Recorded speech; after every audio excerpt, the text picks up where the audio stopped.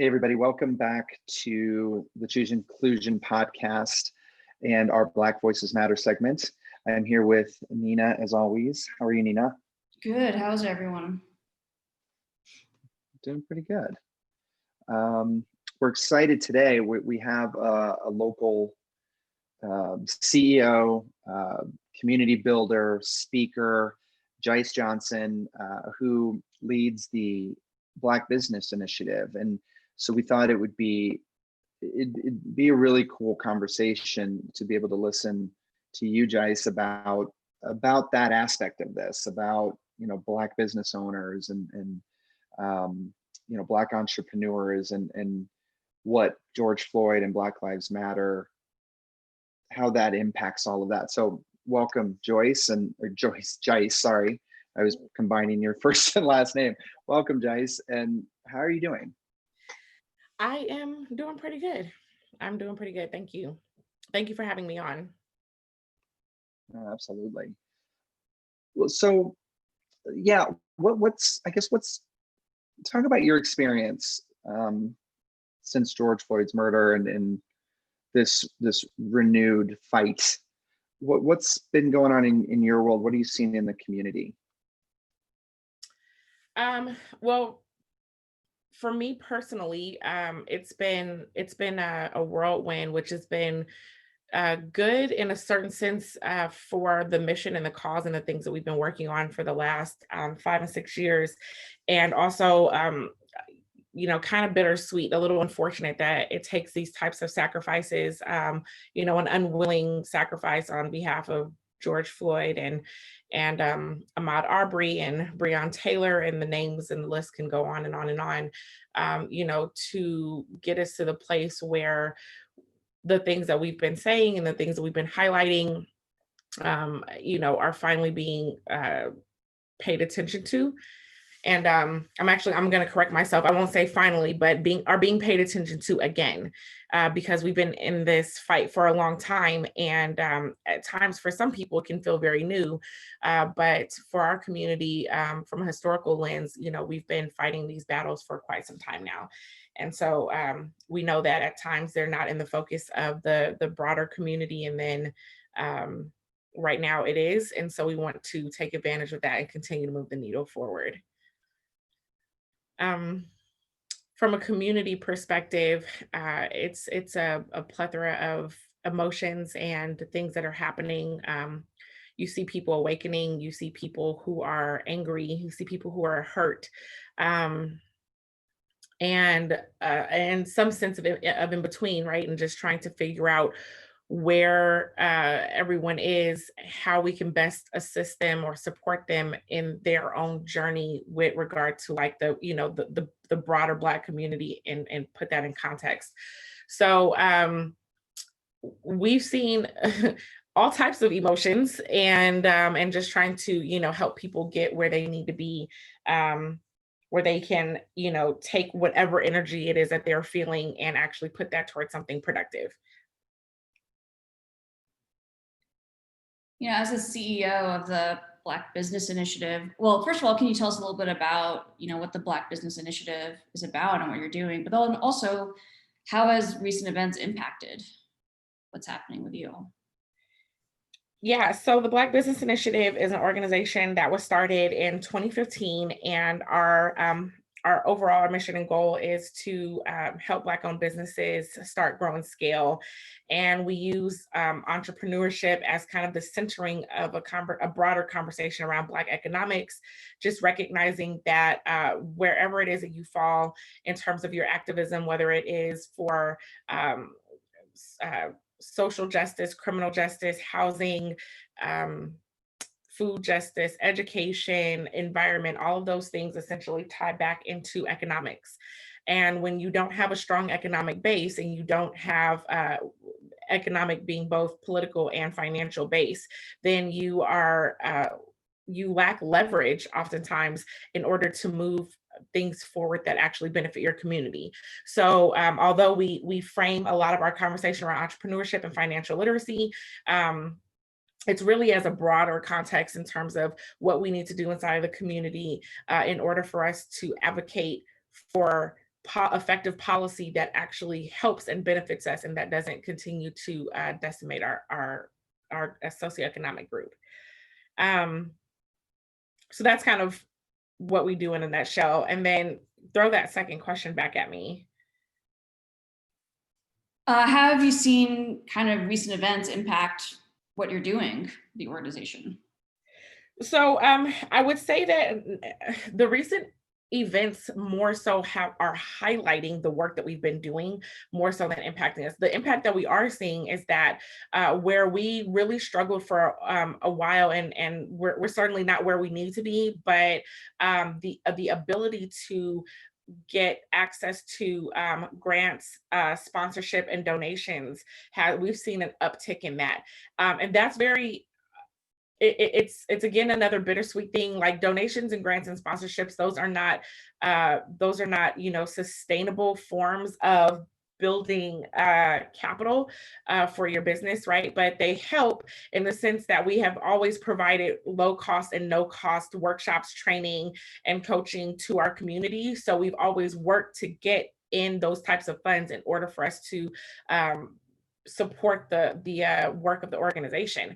But it's at times it's like, oh, this is really great because now we can take on new people and we can help in more ways, and we're getting an influx and an increase of people coming to us, and we're building the capacity to be able to handle that influx. So that's great. On the other side, it's a bit frustrating because for the last 5 years, the number one reason why we've struggled to get funding is because our target market is the Black community. So we've literally been told, like, can you change this to POC? Can you change this to minority? Can you change this to Black and brown? And I'm like, why is it so hard for an organization to focus in on the Black community? We've never turned away anyone from our doors. We put it in our name, so it's pretty clear who our target market is. The Black Business Initiative is built for the Black community, but we've had a lot of people come through our doors at any given point in time. We've never turned anyone away. And yet, because our focus has been where it is, we've really struggled in that sense. So it's good that we're seeing this influx. We hope that we are able to continue to have our focus on the Black community, and still receive that. Like, we're not going to change our focus. Let me reframe. We're not going to change our focus, but that we continue to receive support going forward so that we can continue to offer our programming and our services at low and no cost to our community. I think that's such a good point. I feel like, in times like these, like, people tend to get really reactionary, and then then donations get flooded to organizations, right? Which isn't a bad thing, but it's like you said, it's not sustainable change. And it's like, just because you flood one time because something's hit the media and now you're aware of it, what are you doing 6 months from now, 1 month or 1 year from now? Like, what are you doing to make this a sustainable support? And I think that a lot of people just don't think about their money that way, right? They don't think about how are we going to create systemic change. And so I think that's a really, really good point you bring up. Thank you. And yeah, and that has been one of our conversations now around our strategy. It's like, okay, well, we have, some funds to be able to do some things that we've been wanting to do for a while. Like, as I mentioned, certainly we've had an influx of new businesses coming in, looking for services and looking for help. So we're excited to be able to provide them those services and to provide them that help. But we are keeping our eye almost exactly that 6 months time frame out. Like, okay, what about the first half of 2021? What are we looking like at that point? And so trying to take this time right now to think strategically about how to solidify maybe a stronger, consistent donor base, as well as some more consistent or year over year type of financing. And then also, like, how do we move our community from needing low and no cost services to getting to a place where they can afford market rate services as well? So all of those are part of our thought process.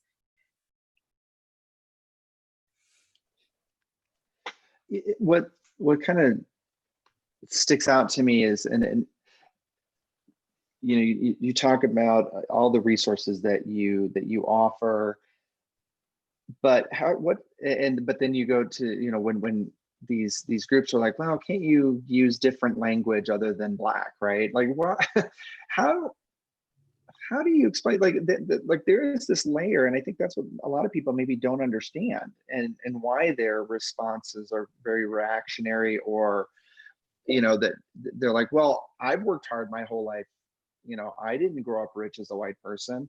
But what people, I don't think, understand are, like, these are systemic things that they've like permanently been there, right? They're permanent obstacles that, unless this fight succeeds, those things don't change.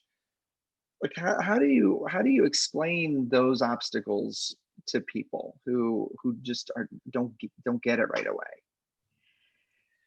So first, I try to assess whether or not someone is genuine in their quest to understand something, right? I'm not here to argue about my 36 years of lived oppression. My father is 74. Like, these things are not long staying. Like, my father grew up in Jim Crow South in Houston, Texas, right? My mother grew up at the start of the civil rights movement, and as a biracial child. My mother is half Japanese, half Black. As a biracial child in the Bay Area in the 50s.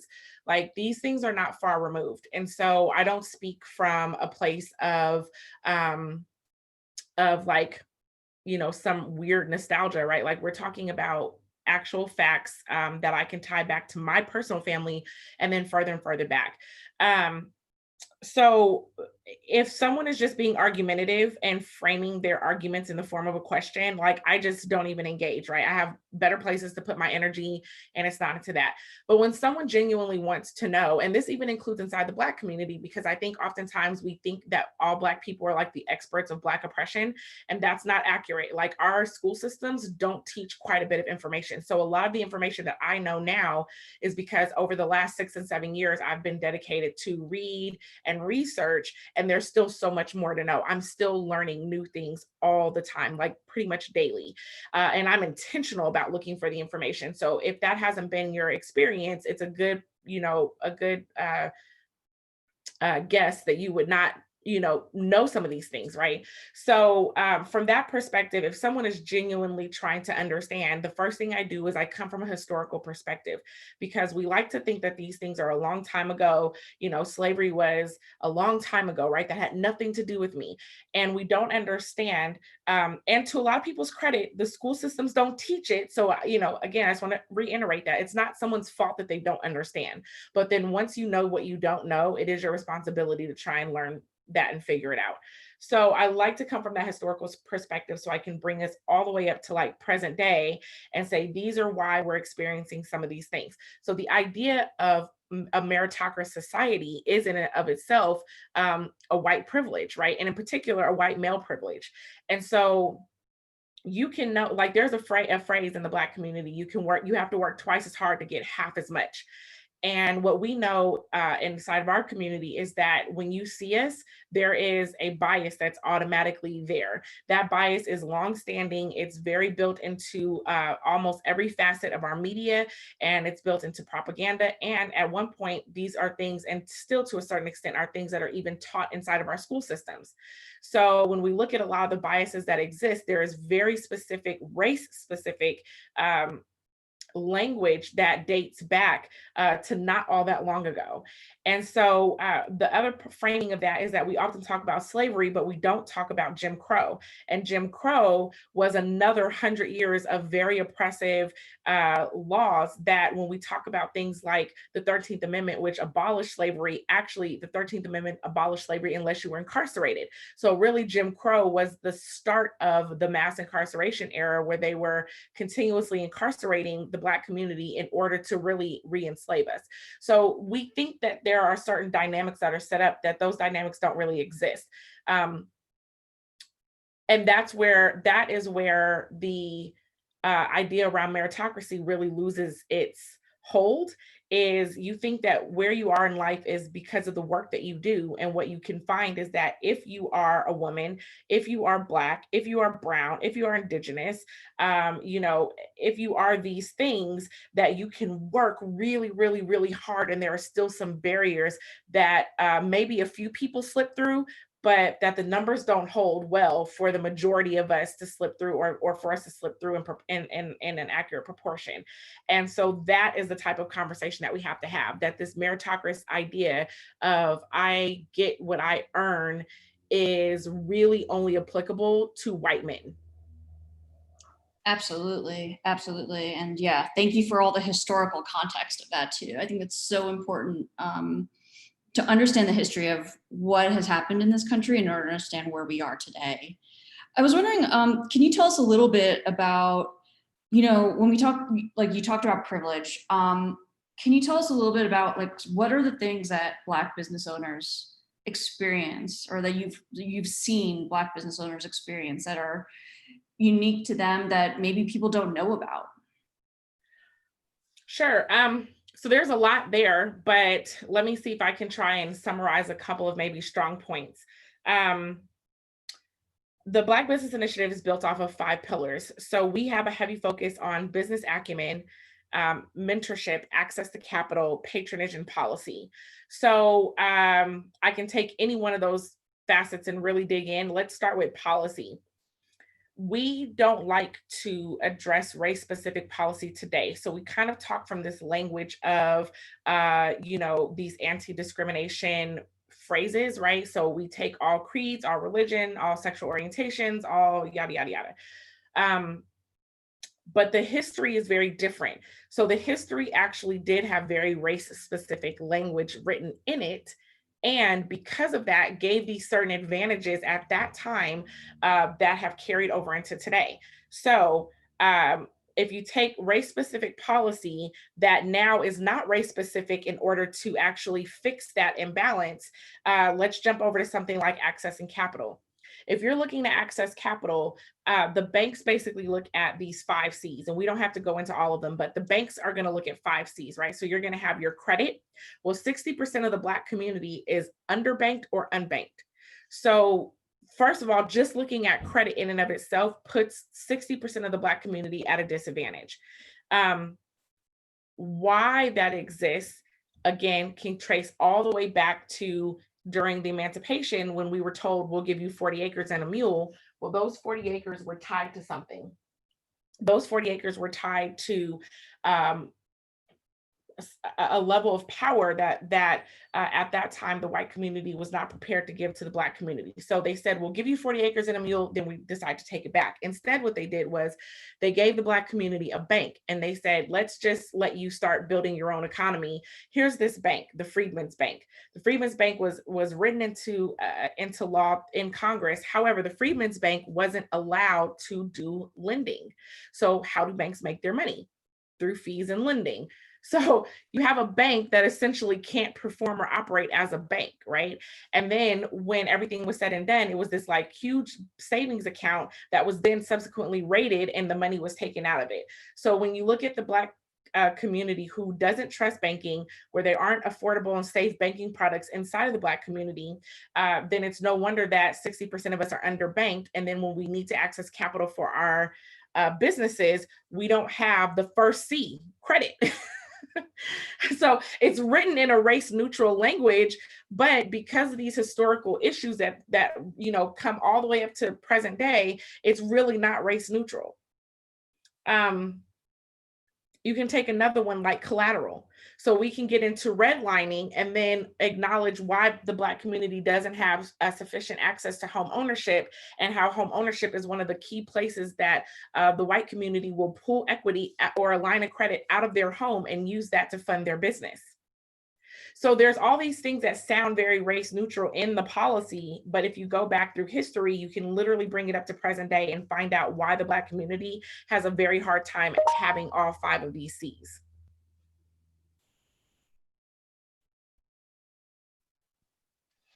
Yeah, and it's interesting because I think that the learning there, and I think like for our audience, right, who are these who are leaders in organizations, a lot of them are white and white males at that. But the translation in my mind is that they need to go back and analyze all of their policies and procedures specifically for the language that you're talking about.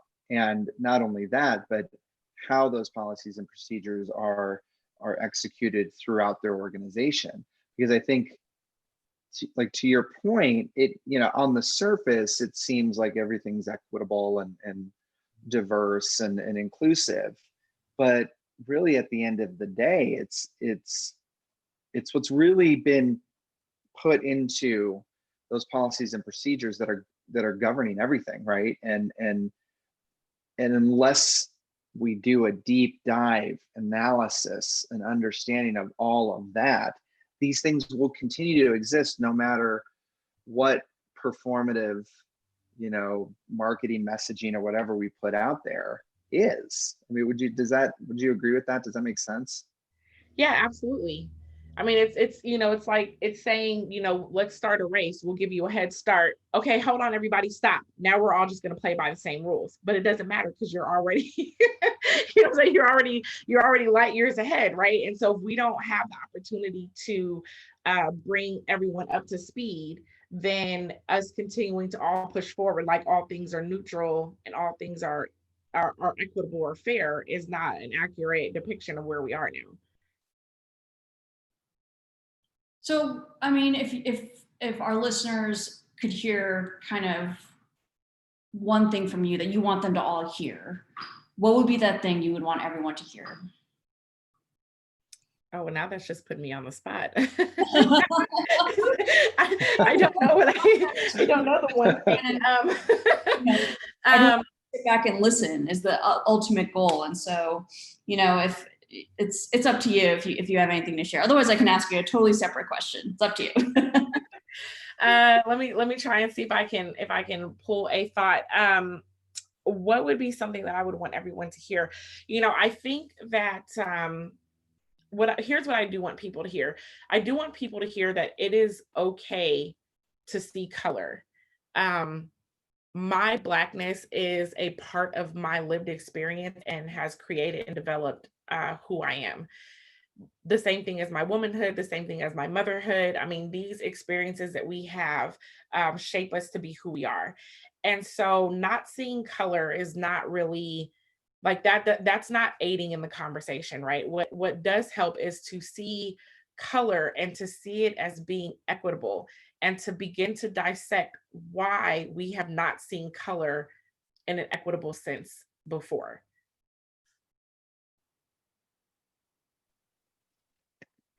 Perfect. Yeah, love it. That's a great way, I think, to end. And Jice, again, thank you for your work. Thank you for everything. Please let us know how we can help, how we can get information out to the right people through our network, through our audience. But yeah, it's been a real pleasure. I just love learning. I've learned so much. It's selfishly, if nobody listens, I feel like I've just been able to listen and learn. So thank you for trusting us and giving us this opportunity to listen. Absolutely. I appreciate you having me. Thank you, Nina, and thank you, audience. We really appreciate it. We're going to continue to do this particular segment of the Choose Inclusion podcast. You can check everything out on chooseinclusion.com for the upcoming schedule for this week and past shows. And again, thank you. Keep listening, keep learning, and we'll talk to you all soon. Take care. Take care, everyone.